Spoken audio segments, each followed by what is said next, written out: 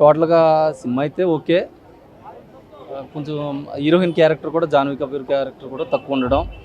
Expectation తోటి వెళ్ళినోళ్ళకి కొంచెం dull అనిపిస్తది గానీ, ఓవరాల్‌గా అయితే సినిమా ఎన్టీఆర్ నటన గానీ, ఫైట్స్ గానీ, డైలాగ్స్ అన్నీ కూడా చాలా బాగున్నాయి. సైఫ్ అలీ ఖాన్ టోటల్‌గా సినిమా ఓకే. ఓవరాల్‌గా బాగానే ఉందన్న సినిమా చూడొచ్చు. సినిమాకి ఎన్టీఆర్ గారికి 'రాజమౌళి' గారి సినిమా తర్వాత నెక్స్ట్ హిట్ అని చెప్పుకోవచ్చు సినిమా. సినిమా చూసొచ్చాయన్న. ఒక సినిమా అనేది యావరేజ్గా అనిపించిందన్న. అంటే ఎన్టీఆర్ ఫ్యాన్స్కి మాత్రం ఇది కాలర్ ఎగరేసుకునే మూవీ అని చెప్పొచ్చు 100%. రెస్ట్ ఆఫ్ ద పీపుల్ మిగతా వాళ్ళకి ఏంటంటే ఇది ఒక యావరేజ్ సినిమా లాగా అనిపించింది. ఇంకా నచ్చని వాళ్ళు కూడా ఉంటారండి. ఈ సినిమా నచ్చని వాళ్ళకి కూడా ఏంటంటే ఒక 10 days తర్వాత ఈ మూవీ ప్రాఫిట్ జోన్లోకి వెళ్ళి, ఈ హైప్ దృష్ట్యా ఇది ప్రాఫిట్ జోన్లోకి వెళ్ళి హిట్ అయ్యి వాళ్ళు కూడా తలలు పట్టుకునే పరిస్థితి ఎన్టీఆర్ తీసుకొస్తాడండి. ఎన్టీఆర్ మాస్ సీక్వెన్స్ బాగున్నాయి, మాస్ యాంగిల్ మంచిగా చూపించారండి కొరటాల. డైరెక్షన్ యాక్టింగ్ ఎట్లుందన్న? ఎన్టీఆర్ యాక్టింగ్ ఇప్పుడు కొత్తగా చెప్పడానికి ఎన్టీఆర్ యాక్టింగ్ ఇప్పుడు వచ్చిన యాక్టర్ కాదు. ఎప్పుడులానే ఎన్టీఆర్ ప్రతి సినిమాలో యాక్టింగ్ ఎలా అయితే బాగా చేస్తాడు, దీంట్లో కూడా బాగా చేశాడు యాక్టింగ్. యాక్టింగ్ పేరు పెట్టడానికి ఏం లేదు. కాకపోతే ఈ యాక్టింగ్కి ఇక మాస్ ఎలివేషన్స్కి, మాస్ సీక్వెన్స్కి ఇది ఏంటంటే దానికి తగ్గట్టుగా బీజిఎం అనేది లేకపోవడం కొంచెం మైనస్ అనిపించింది సినిమాకి. మ్యూజిక్ బాగాలేదంటారా? మ్యూజిక్ బ్యాక్గ్రౌండ్ మ్యూజిక్ బాగుందన్న, బీజిఎం బాగాలేదు. ఇప్పుడు ఆర్ఆర్ అనేది అప్ టు ద మార్క్ లేకపోవడం సినిమా కొంచెం మైనస్ అనిపించింది. అదే అనిరుద్ధ్ అన్న, మ్యూజిక్ బాగుంది, బీజిఎం అనేది బాగాలేదన్న. అంటే బీజిఎం ఏంటంటే ఇటువంటి సినిమాకి ఏంటంటే మాస్ ఒక సీన్ పడుతుంటే ఒక హైగా ఉండాలి, అది కూడా సీక్వెన్స్. కానీ దానికి తగ్గట్టు అప్ టు ద మార్క్ లేకపోవడం చాలా బాధించింది.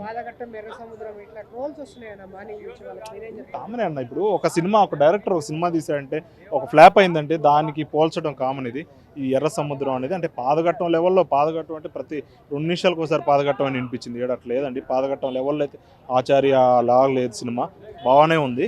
కాకపోతే బ్లాక్ బాస్టర్ అవుతుందని మాత్రం చెప్పలేకపోతున్నాను. సినిమా బాగుందండి, బాగుంది.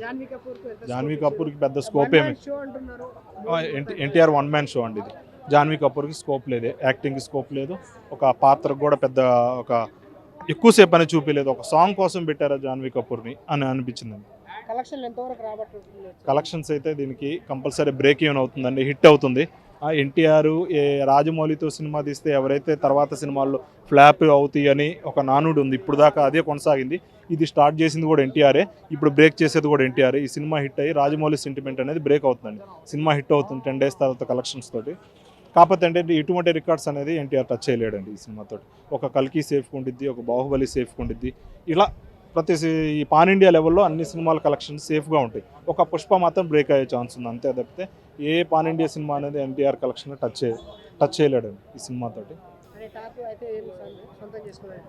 ఇటు టాక్ అంటే మనం కంప్లీట్ యావరేజ్ అండి, యావరేజ్. బాగుందని చెప్పలేం, బాగాలేదని చెప్పలేం. దీన్ని హిట్ వైపు తీసుకెళ్లాల్సిన స్టామినా ఇప్పుడు ఎన్టీఆర్ మీదే ఉంది. ఇప్పుడు ఎన్టీఆర్ దీన్ని హిట్ వైపు తీసుకెళ్లాడంటే ఇది ఎన్టీఆర్ స్టామినా ఇలా ఉందని ప్రపంచానికి తెలుస్తుందండి. ఇది ఎన్టీఆర్ భుజం మీద మోయాల్సిన సినిమా అండి ఇది. దేవరా 2 చాలా మనకి జనరల్గా ఏంటంటే దేవరా 2 మీద హైప్ ఎలా వచ్చింది అనేది ప్రతి సెకండ్ హాఫ్ మొదలైనప్పటి నుంచి హైప్ ఎలా పెంచుతాడని ఇంట్రెస్ట్గా చూసాం. లాస్ట్లోకి వచ్చేసరికి మన దేవరా ఉన్నాడు అనుకుంటే దేవరా చనిపోయిన క్యారెక్టర్ చెప్పారండి.